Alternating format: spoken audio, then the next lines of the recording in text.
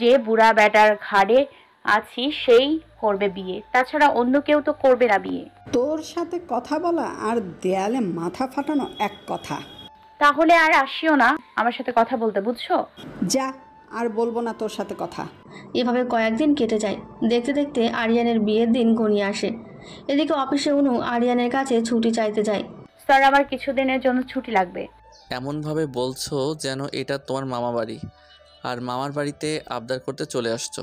দেখুন স্যার, বান্ধবীর বোনের বিয়ে, আমার ছুটি লাগবেই। এখন আপনাকে ছুটি দিতেই হবে।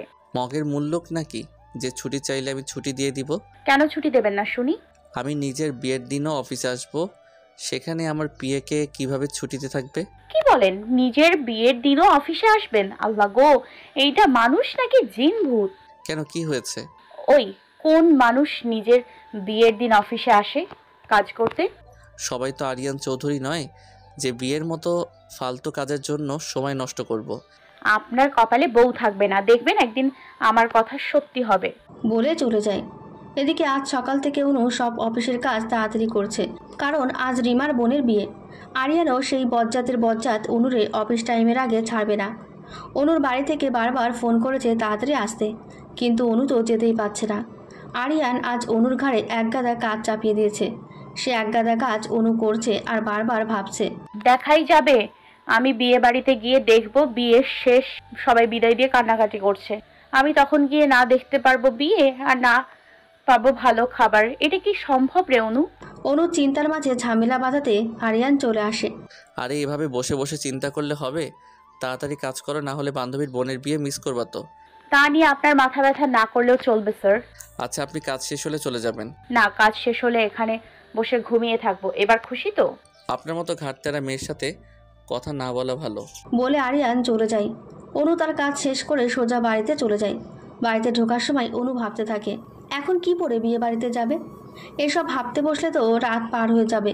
অনু নিজের রুমে এসে দেখে ওর বিছানার ওপর সুন্দর একটা লাল রঙের লেহেঙ্গা রাখা, সাথে ম্যাচিং জুয়েলারি, মেকআপের সেট সহ প্রয়োজনীয় সব একসাথে রাখা। এসব দেখে অনুর এক মিনিটও বুঝতে দেরি হলো না যে এ সব কিছু মা ওর জন্য রেডি করে রাখছে। তাড়াতাড়ি বিছানার ওপর থেকে ড্রেস নিয়ে বাথরুমে যায়। তাড়াতাড়ি চেঞ্জ করে বাইরে এসে চটজলটি রেডি হয়ে বাড়ি থেকে বেরিয়ে পড়ে। উদ্দেশ্য রিমাদের বাড়ি। কিন্তু বিয়ে বাড়িতে পৌঁছে অনুর আর শেষ রক্ষা হলো না। বিয়ে বাড়ি অনেকটা ফাঁকা ফাঁকা। অনু বুঝতে পারছে বিয়ের অনুষ্ঠান শেষ। এখন যদি বাড়ির ভেতরে যায় তাহলে তাকে রিমা কাচ্চা চিবিয়ে খাবে, আবার দেখা না করে গেলে বেচারি কষ্ট পাবে। এসব ভাবতে ভাবতে অনু বাড়ির ভেতরে প্রবেশ করার সময় আবিরের সাথে দেখা। আবির অনুর কান টেনে বলে, লোকাল ট্রেন একদম, সব কিছুর শেষে আসছিস, না আসলেও তো পারতিস। লাগছে ভাইয়া, কান ছাড়ো, যাচ্ছি তো রিমার কাছে। আচ্ছা যা তাহলে তাড়াতাড়ি, আমি বাইরে থেকে আসছি। অনু ভেতরে গিয়ে রিমার সাথে গিয়ে দোকান ধরে বসে বলে, সরি দোস্ত, মাফ করে দে, আসতে দেরি করে ফেলেছি। আজ বুঝলাম সত্যি আমি লেট লতিফা। না হয় বিয়ের অনুষ্ঠানে কেউ সবকিছু ফুরিয়ে গেলে আসে, ওনে আমার পোড়া কপাল রে। এত সাজুগুজু করে কি লাভ হলো? শেষে তো শালা বজ্জাত বসের জন্য একটা সুন্দর বিয়েও কপালে জুটলো না। দোস্ত, তোর কয়টা বিয়াই রে? আমাকে ধারে 2-3টা দিলেই চলবে। রিমা চুপচাপ মাথা নিচু করে বসে আছে। অনুর কথার কোনো উত্তর দিচ্ছে না। অনু হঠাৎ খেয়াল করে যে আশেপাশে অন্য কিছু হচ্ছে। রিমা বলতো ওই সাইডে কি হচ্ছে রে? আমার বাপের সম্মানের চল্লিশা করছে সবাই। সত্যি করে বলতো কি হয়েছে?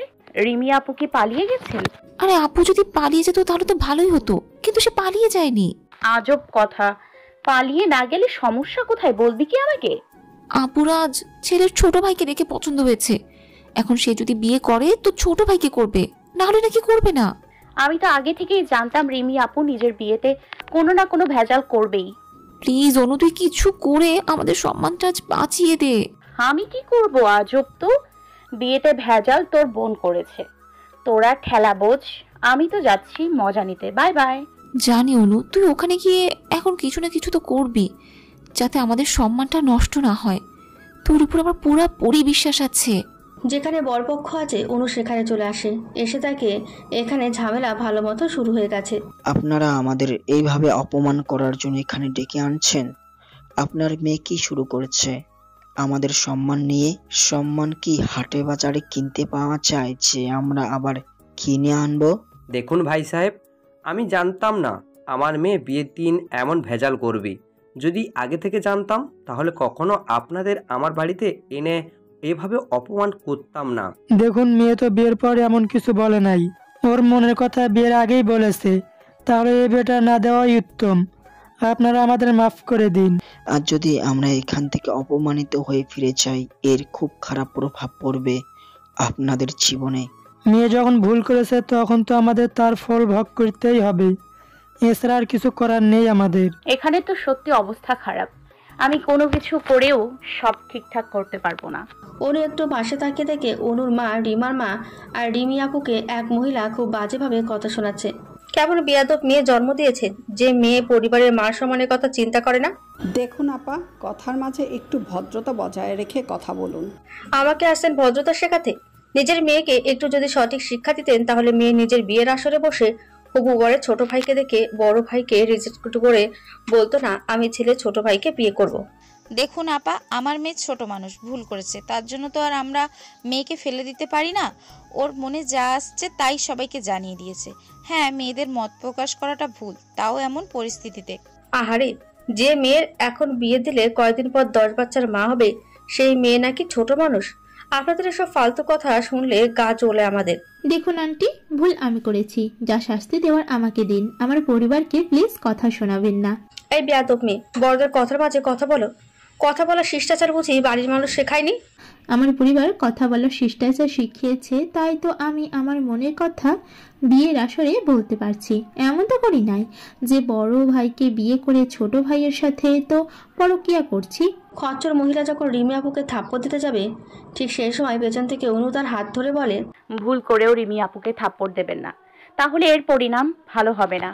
বলে সে তার সামনে আসে। অনু সামনে এসে তাকে, এ তো সেই দিনের সেই খচ্চর মহিলা যার সাথে সেদিন অফিসে ধাক্কা খেয়েছিলাম। ও আচ্ছা, আমরা তাহলে ভুল বাড়িতে সম্পর্ক করতে আসছি। যে বাড়ির সব মেয়ে বেয়াদব, কোনো শিষ্টাচার জ্ঞান এই বাড়ির মেয়েদের নেই। দেখুন আন্টি, একটা ঘটনার ওপর ভিত্তি করে আপনি সবাইকে অপমান করতে পারেন না। এই বেয়াদব মেয়ে, একদম চুপ থাকবা। যখন বড়রা ভুল করে তখন ছোটদের কথা বলতে হয়, কারণ এখানে আপনাদের পরিবারের সম্মানের সাথে আমাদের সম্মান জড়িত। আপনাদের যতটা অপমান হবে আমাদেরও ততটাই অপমান হবে। তোমার লেকচার শুনতে চায় না। আমি লেকচার দিচ্ছি না, যা সত্যি তাই আপনাকে বলছি। দেখুন আন্টি, এত ভেজালের কোনো দরকার নেই। আজ কোনো বিয়ে হবে না, সো মাফ চাই।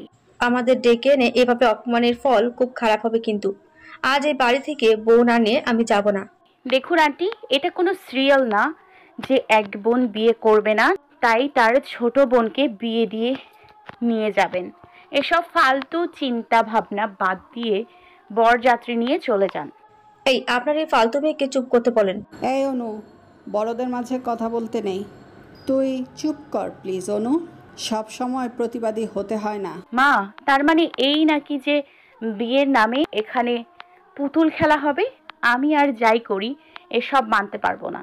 এই মেয়ে, এখানে তোমার সাথে কথা বলতে আসেনি, তুমি একদম চুপ করো, না হলে তোমাকে ঘাড় ধরে বাইরে পাঠিয়ে দেবো। আন্টি, আপনার এত সাহস আমার বোনকে ঘাড় ধরে বাইরে বের করে দিবেন? আমার বোন কোনো রাস্তাঘাটের মেয়ে নয়, বুঝছেন? আপনারা কিন্তু আমাদের অপমান করছেন। আমাদের বাড়িতে সবাই বউ বরণ করার জন্য অপেক্ষা করছে।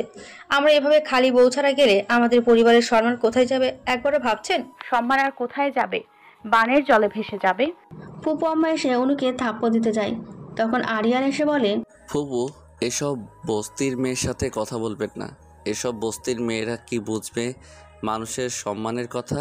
এক্সকিউজ মি মিস্টার, অনু কোনো বস্তির মেয়ে নয়। তাই বুঝি, তাহলে সে কি কোনো দেশের রাজা মহারাজার মেয়ে? আরিয়াত খান অনু খান গ্রুপ অ্যান্ড কোম্পানির মালিকের মেয়ে, আমার একমাত্র বোন। অতিরিক্ত আদরে একটু বিগড়ে গেছে, তার মানে এই না যে কেউ ওকে অপমান করতে পারে। আরিয়ান যেন আকাশ থেকে পড়েছে। অনুর দিকে তাকিয়ে দেখে কোনো রাজকন্যা থেকে কম সুন্দর লাগছে না। পুরোপুরি পারফেক্টভাবে রেডি। বস্তির মেয়ে যখন না, তখন তো বাড়ির বউ করে নিয়ে যাওয়া যায়, আমাদের তো সম্মান বেঁচে যাবে।